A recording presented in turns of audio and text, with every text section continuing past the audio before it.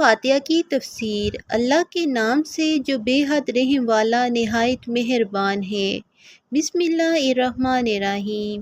صحیح حدیث میں سورۃ فاتحہ کے کئی نام آئے ہیں، جیسا کہ فاتحہ کے فضائل کی احادیث میں آ رہا ہے۔ اسماء کی کثرت سورت کے معنی اور مطالب کی کثرت کی دلیل ہے۔ سورۃ فاتحہ کے چند فضائل درج ذیل ہیں۔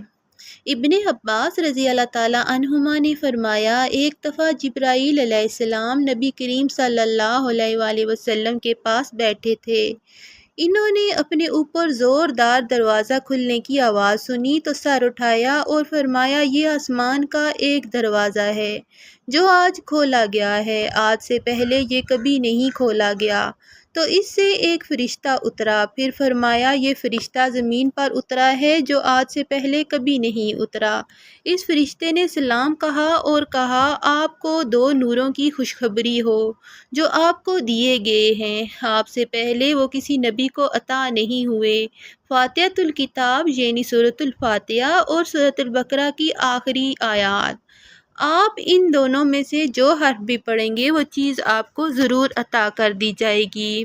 اسی طرح ابو سعید بن معلہ رضی اللہ تعالیٰ عنہ فرماتے ہیں کہ نبی کریم صلی اللہ علیہ وآلہ وسلم میرے پاس سے گزرے، میں نماز پڑھ رہا تھا۔ آپ صلی اللہ علیہ وآلہ وسلم نے مجھے بلایا، میں نہ آیا، یہاں تک کہ میں نے نماز پڑھی، پھر آیا۔ آپ صلی اللہ علیہ وآلہ وسلم نے فرمایا، تمہارے آنے میں کیا رکاوٹ بنی؟ میں نے عرض کیا، میں نماز پڑھ رہا تھا۔ فرمایا، کیا اللہ تعالیٰ نے نہیں فرمایا کہ ہے لوگو جو ایمان لائے ہو، اللہ کی اور رسول کی دعوت قبول کرو؟ پھر فرمایا، کیا میں تمہیں مسجد سے نکلنے سے پہلے قرآن مجید کی سب سے عظیم سورت نہ سکھاؤں؟ پھر نبی کریم صلی اللہ علیہ وآلہ وسلم مسجد سے نکلنے لگے تو میں نے آپ کو یاد دلایا تو آپ نے فرمایا، الحمدللہ رب العالمین ہی پڑھو، یعنی وہ 7 آیتیں جو بار بار پڑھی جاتی ہیں، اور یہی القرآن العظیم ہے جو مجھے دیا گیا۔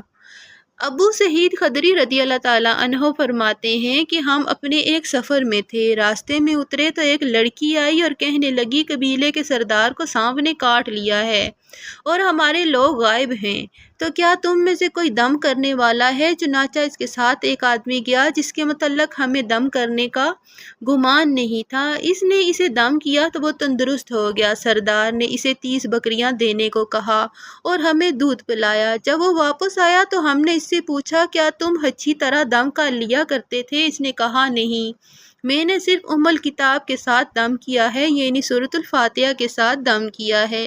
ہم نے کہا، جب تک ہم رسول اللہ صلی اللہ علیہ وآلہ وسلم کے پاس نہ پہنچے کچھ نہ کرو۔ جب ہم مدینے میں آئے تو ہم نے نبی صلی اللہ علیہ وآلہ وسلم سے اس کا ذکر کیا تو آپ صلی اللہ علیہ وآلہ وسلم نے فرمایا، اسے کیسے معلوم ہوا یہ دم ہے؟ بکریاں تقسیم کر لو اور میرا حصہ بھی رکھ لو۔ بخاری کی ایک روایت میں ہے کہ ان لوگوں نے ابو سعید خدری رضی اللہ تعالیٰ عنہ سے اور ان کے ساتھیوں کی مہمان نوازی سے انکار کر دیا۔ جب انہوں نے دم کی درخواست کی تو صحابہ رضی اللہ تعالیٰ عنہم نے یہ کہہ کر کہ تم نے ہماری ضیافت نہیں کی، 30 بکریوں کی شرط طے کی تھی۔ مسلم میں ہے کہ یہ دم کرنے والے ابو سعید خدری رضی اللہ تعالیٰ عنہ ہی تھے۔ خارجہ بن سلت کے چچا علاقہ بن سہار تمیمی رضی اللہ تعالیٰ عنہ بیان کرتے ہیں کہ وہ رسول اللہ صلی اللہ علیہ وآلہ وسلم کے پاس حاضر ہو کر اسلام لے آئے، پھر واپس گئے تو ان کا گزر کچھ لوگوں کے پاس سے ہوا جن کے پاس ایک پاگل آدمی لوہے کی زنجیروں میں بندھا ہوا تھا۔ اس کے گھر والے کہنے لگے، تمہارا یہ ساتھی یعنی رسول اللہ صلی اللہ علیہ وآلہ وسلم خیر لے کر آیا ہے، تو تمہارے پاس کوئی چیز ہے جس سے تم اس کا علاج کرو؟ تو میں نے اسے فاتحۃ الکتاب کے ساتھ دم کیا تو وہ تندرست ہو گیا۔ انہوں نے مجھے 100 بکریاں دیں۔ میں رسول اللہ صلی اللہ علیہ وآلہ وسلم کے پاس آیا اور آپ کو سارا واقعہ بتایا تو آپ صلی اللہ علیہ وآلہ وسلم نے فرمایا، تم نے اس کے علاوہ بھی کچھ پڑھا ہے؟ میں نے کہا، نہیں۔ آپ نے فرمایا، بکریاں لے لو، مجھے اپنی عمر کی قسم جس نے باطل کے ساتھ دم کھایا اور وہ جانے تم نے تو حق دم کے ساتھ کھایا ہے۔ اسی طرح ابو ہریرہ رضی اللہ تعالیٰ عنہ نبی کریم صلی اللہ علیہ وآلہ وسلم سے بیان کرتے ہیں، جس نے کوئی نماز پڑھی جس میں ام القرآن نہ پڑھی وہ ناقص ہے۔ 3 دفعہ فرمایا تو ابو ہریرہ رضی اللہ تعالیٰ عنہ سے کہا گیا کہ ہم امام کے پیچھے ہوتے ہیں تو فرمایا اسے اپنے دل میں پڑھو، کیونکہ میں نے رسول اللہ صلی اللہ علیہ وآلہ وسلم کو یہ کہتے ہوئے سنا ہے کہ اللہ تعالیٰ نے فرمایا، میں نے صلاۃ نماز کو اپنے اور اپنے بندے کے درمیان 2 نصف حصوں میں تقسیم کر لیا ہے، اور میرے بندے کے لیے ہے جو اس نے سوال کیا۔ تو جب بندہ الحمدللہ رب العالمین کہتا ہے تو اللہ تعالیٰ فرماتا ہے میرے بندے نے میری حمد کی، اور جب وہ الرحمن الرحیم کہتا ہے تو اللہ تعالیٰ فرماتا ہے کہ میرے بندے نے میری ثنا کی، اور جب وہ مالکی یوم الدین کہتا ہے تو وہ فرماتا ہے میرے بندے نے میری تمجید کی، بزرگی بیان کی، اور کبھی فرماتا ہے میرے بندے نے اپنا آپ میرے سپرد کر دیا۔ پھر جب وہ ایاک نعبد و ایاک نستعین کہتا ہے تو وہ فرماتا ہے یہ میرے اور میرے بندے کے درمیان ہے، اور میرے بندے کے لیے ہے جو اس نے سوال کیا۔ پھر جب وہ اہدنا الصراط المستقیم صراط الذین انعمت علیہم غیر المغضوب علیہم ولا الضالین کہتا ہے تو وہ فرماتا ہے یہ میرے بندوں کے لیے ہے اور میرے بندے کے لیے ہے جو اس نے سوال کیا ہے، یہ میرے بندوں کے لیے ہے اور میرے بندے کے لیے ہے جو اس نے سوال کیا۔ سورۃ فاتحہ کے چند فوائد۔ جس طرح اللہ تعالیٰ کے رسولوں کے مراتب میں فرق ہے، ان میں سے بعض کو بعض سے افضل کہا گیا ہے۔ ہمارے نبی کریم صلی اللہ علیہ وآلہ وسلم پوری اولاد آدم کے سردار ہیں۔ اسی طرح سورۃ الفاتحہ تورات، انجیل اور قرآن مجید کی ہر سورت سے بڑی سورت ہے، اگرچہ بہت سی سورتیں آیات کے اعتبار سے اس سے لمبی ہیں، مگر عظمت میں یہ سب سے بڑھ کر ہے، جیسا کہ آیات میں آیت کرسی سب سے عظیم آیت ہے، گویا اس سے لمبی آیات بہت سی ہیں۔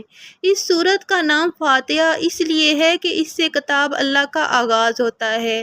نماز میں بھی قرأت کا آغاز بھی اسی سے ہوتا ہے۔ قاموس میں ہے کہ ہر چیز کا فاتحہ اس کے اول کو کہتے ہیں۔ اس سورت کا نام الحمدللہ رب العالمین یا سورۃ الحمد بھی اس لیے ہے کہ اس میں اللہ تعالیٰ کی جامع حمد ہے۔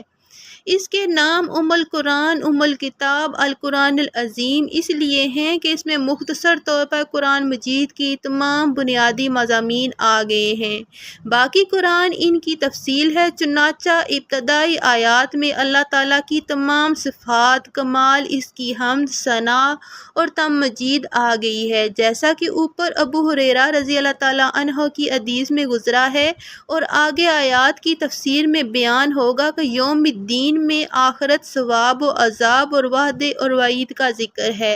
ایاک نعبد میں بندوں کو ایک اللہ سے مانگنے، اسی کے سامنے عاجزی کرنے، اپنی تمام عبادات زبانی ہوں یا بدنی یا مالی اسی کے لیے خاص کرنے اور اسے ہر شریک سے پاک قرار دینے کی تعلیم ہے۔ اسے توحید الوحیت کہتے ہیں۔ تمام پیغمبر اسی کی دعوت لے کر آئے۔ وَإِيَّاكَ نَسْتَعِينُ میں اپنے آپ کو مکمل طور پر اللہ تعالیٰ کے حوالے کرنے، اسی پر توکل کرنے اور عبادت اور دوسرے تمام معاملات میں اسی سے مدد مانگنے کی تعلیم ہے۔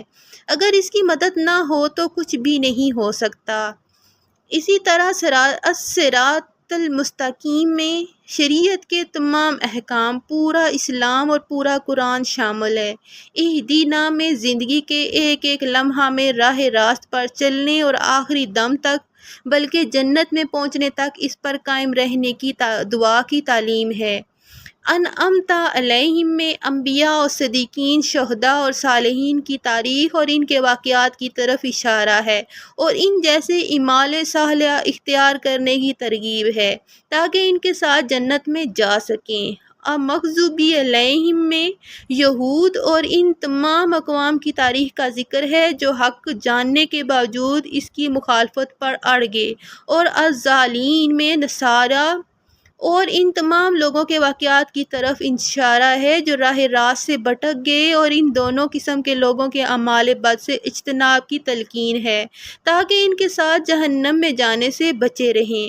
القاسمی ان 7 آیات میں قرآن مجید کے مزید مضامین کا ذکر ہر آیت کی الگ تفسیر میں بھی آئے گا انشاءاللہ العزیز۔ اس